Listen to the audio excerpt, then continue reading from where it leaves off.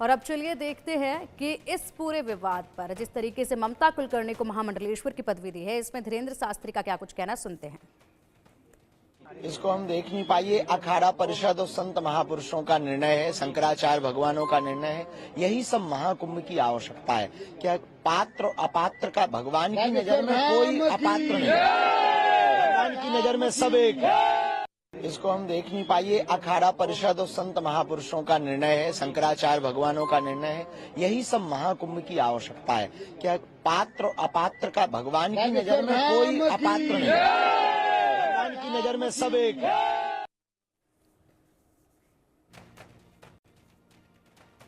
तो देखिए, लगातार विवाद अब गर्माता जा रहा है, क्योंकि यहाँ पर अगर बात की जाए तो धीरेन्द्र शास्त्री ने जिस तरीके से कहा है और ममता कुलकर्णी को जिस तरीके से महामंडलेश्वर बनाया गया, जो जल्दी में आनन फानन में जो आधी अधूरी क्रियाएं की गई, उसके बाद कई सवाल उठ रहे हैं। और ऐसे में अब आपको दिखाएंगे कि ममता कुलकर्णी और धीरेन्द्र शास्त्री के बीच में बवाल कैसा बढ़ रहा है। कोई भी महामंडलेश्वर कैसे बन सकता है, ये धीरेन्द्र शास्त्री ने कहा है।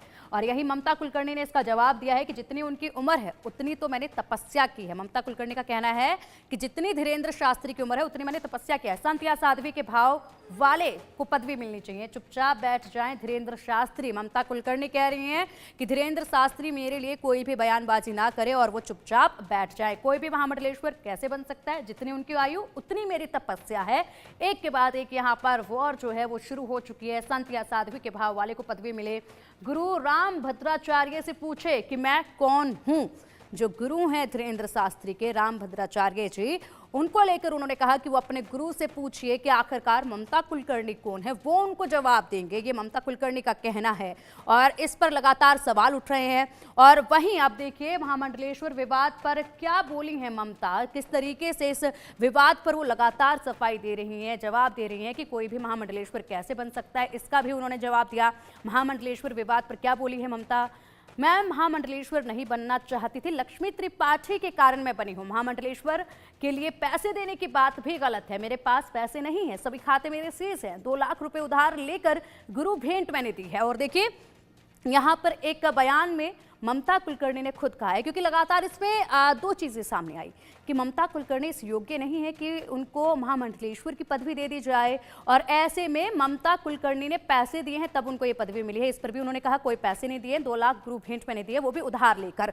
और सनातन पर ममता ने क्या बयान दिया, मैंने 23 साल तपस्या की है। उनका कहना है कि मैंने 23 सालों तक तपस्या की है, 3-3 महीने अन्न त्याग दिया मैंने, 3-3 महीने तक बिल्कुल भी अन्न ग्रहण मैंने नहीं किया अपने तपस्या के दौरान। हठ योग का पालन मैंने किया है, हठ योग से आदि शक्ति मेरे सामने आई। हठ योग का पालन किया, हठ योग से आदि शक्ति मेरे सामने आई, आदि शक्ति के मुझे दर्शन हुए। आदि शक्ति से कहा मैंने कि तू नहीं आएगी तो अन्न नहीं खाऊंगी। 5 दिन मैं बिना पानी के रही हूँ और 15वें दिन मुझे भगवती के दर्शन हो गए।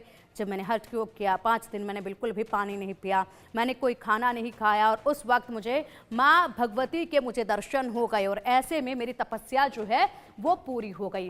तो लगातार ममता कुलकर्णी सफाइयाँ दे रही हैं कि मैंने कितना तप किया है, मैंने किस तरीके से यहाँ पर हठ योग किया, कितनी कड़ी मैंने तपस्या दी है, और इसी के साथ कड़ी तपस्या देने के बाद मुझे कुछ शक्तियाँ भी प्राप्त हुई और महाभगवती का विशेष मेरे ऊपर आशीर्वाद है। और धीरेन्द्र शास्त्री को लेकर भी काफ़ी मुखर वो नजर आए और कहा कि जितनी उतनी उनकी उम्र है उतने वक्त से तो मैं तप कर रही हूँ, योग में मैं हूँ।